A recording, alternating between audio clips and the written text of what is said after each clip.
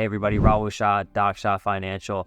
And in today's video, I'm going to actually talk about how I manage and construct stock portfolios for clients. As someone who's a professional investment manager, someone who's been doing this for a really long time, who manages millions in assets, I'm going to actually walk you through my thought process on how I evaluate stocks and how I think about creating portfolios for other people. So I'm not going to waste your time. We're going to jump right in. There are a lot of the obvious things you look for, right? When I'm managing somebody's money, I gather a lot of information from them. And part of that's right, it's their financial standing, what's their risk tolerance, what's their time horizon, how do they think about individual stocks, what are their moral and ESG requirements, or do they not want to own stocks from a particular sector because, for whatever reason, they just don't morally believe in that industry. There's so many different factors that I consider when I construct somebody's portfolio, and I tailor these portfolios for every individual client. And that's really the benefit when you work with somebody who picks up the phone, number one, who answers your questions, who's there for you, who's there to walk you through the portfolio as it evolves over time. You get a very bespoke portfolio. And what I do very differently than other fund managers or other financial planners is I don't over diversify or randomly diversify a lot of these portfolios. See, most fund managers, most financial planners, they don't really understand how to evaluate an individual stock. And so what do? Well, they just go out and buy one of everything. Because when you buy a global fund, some other international fund, a domestic fund, small cap fund, large cap fund, you mix in some muni bonds, corporate bonds, treasuries, right? When you just buy one of everything, what's going to happen is that portfolio is never going to go to zero because the odds of every single thing, if you're buying 1,000 things, that they all go bankrupt is extremely small. I mean, sure, anything is possible, but it's not probable. So the idea when you buy all these things is that they don't have to worry about losing all of your money. So they over diversify. Now, the problem with this is that those portfolios that are over diversified, they don't go anywhere. So you look up and in 5 years, 10 years, 15 years, 20 years, and you haven't really made the returns that you wanted to make. Now, fortunately, you probably haven't lost a lot of money because you own one of everything that's ever existed, but the portfolio has not gone up a lot. And if you want to have a successful portfolio, you have to be able to discern what's a bad investment and what's a good investment. Now, a lot of people will say, well, that's impossible to do, and it's not. It's actually rather simple to do. And I'm going to show you exactly how I think about individual stocks before I put them in somebody's account. If people took 5 minutes to check the balance sheet, the income statement, the statement of cash flows, if they looked at the total addressable market, if they looked at the inside ownership, if they looked at how much cash the company had versus how much debt they had, if they looked at the share count, if they looked at the buyback history, the dividend history, the management history, the board of directors, if they just took 10-15 minutes to do a baseline superficial analysis of every stock that they own regarding all of these different aspects, people would make much better investment decisions. But they don't. What do people do? They go and they look at the price of something and they see the price going up and then they want to buy it. You can't make investment decisions based on that. You have to understand there's two things in the stock market. There is intrinsic value, what something is worth, and then there is the market price, which is what something trades at. And these two things, while they tango with each other, they are not always synchronized at the same time. You can get large deviations in price and intrinsic value when some things trade at very high prices but are not worth it, and you can get the reverse when some things trade at very low prices but are worth a lot more. And that is the key to investing. You have to be able to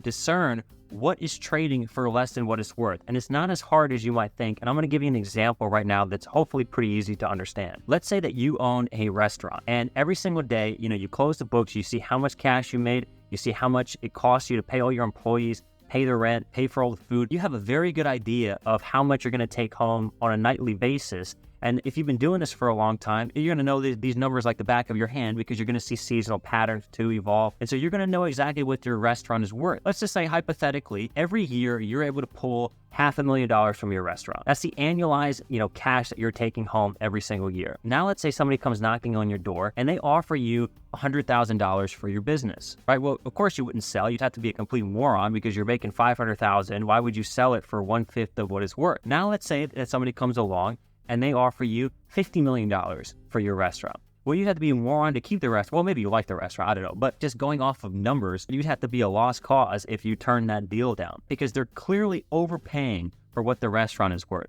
And that is how you have to think of stocks, because people will pitch all kinds of random numbers when they're trying to buy a business. Some people will pitch a low number, some people will pitch a high number, and you wind up getting prices that tend to deviate from what the actual business is worth. And when you can buy stocks that are trading for less than what they're worth, you have dramatically reduced the risk of any portfolio. And that's why when I put individual stocks and client accounts it comes with a lot of research and making sure that we aren't overpaying for a particular stock. So understand this, if there's only one thing you take away from this video, it's that the difference between the market price of a stock and the intrinsic value of the stock is risk. And I'm going to walk you through an example to help you understand that. Let's say there's a stock that is trading at $50 a share and it's only worth $10 a share. Well, if you buy this stock at 50, it's only a matter of time before you lose money because you paid 5 times what something is worth. So that's extremely risky because there's a wide gap between what the business is worth and what you paid for it, right? Things would have to go so astronomically well for the business to become ultimately worth what it's trading for. Now let's take the reverse, in which you have a $10 business that's trading for $2.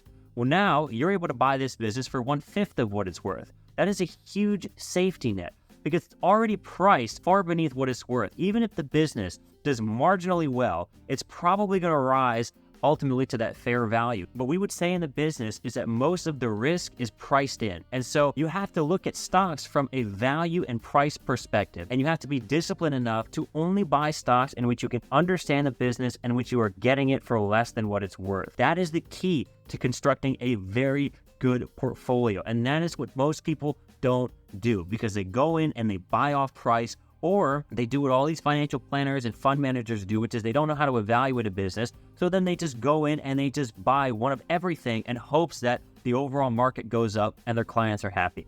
I don't manage portfolios like that because I know it's wrong. I manage portfolios with the understanding that if I want to reduce the risk of a portfolio, then I need to buy really good businesses for the cheapest price I can get. So to answer the question of how do I actually build out these portfolios for clients, remember, we have to get a lot of information. I have to understand everything about your financial circumstances. There's a lot of forms I have people fill out, a lot of conversations we have, meetings before we actually build a portfolio. I got to know your risk tolerance. I have to know your time horizon, your psyche, what your ESG requirements are. All of these different types of things are very important. And from that and all our conversations, then we can actually look at, hey, here's all the money you have. Here are the different accounts you have. How much do we want to put in individual stocks, and in which accounts do we want to place these stocks in? Because remember, all these different accounts have different tax advantages. So that's another layer that we need to also understand outside of just trying to make good returns. But we start out with the information, and then from that, we can kind of compartmentalize the portfolio. Okay, this is how much individual stock exposure we want. Let's just say it's 20%. So if you have $1 million portfolio, we might put $800,000 in investments that are more stable, like money market funds, certain treasuries, things of that nature. And we might take $200,000 and put it in really good, high quality stocks. Or maybe you're a young person, you don't have any debt, you have a high income, and we want to put more in individual stocks. We might bump up the percentage to 60%, and we might put $600,000 of $1 million portfolio in good individual stocks, and we might put $400,000 in more stable type of investments. So there's no one size fits all for anybody, but remember that the core of these portfolios is buying individual stocks for far less than what they're worth. And that is the key to building a good portfolio. And if you need help with that, just shoot me an email, Raul@dogshotfinancial.com. I'd love to hear from you, hear your personal situation, what your goals are, and if I can help you in any way. And if not, and you want to just enjoy the video, I hope you learned something, and I'll see you guys next time.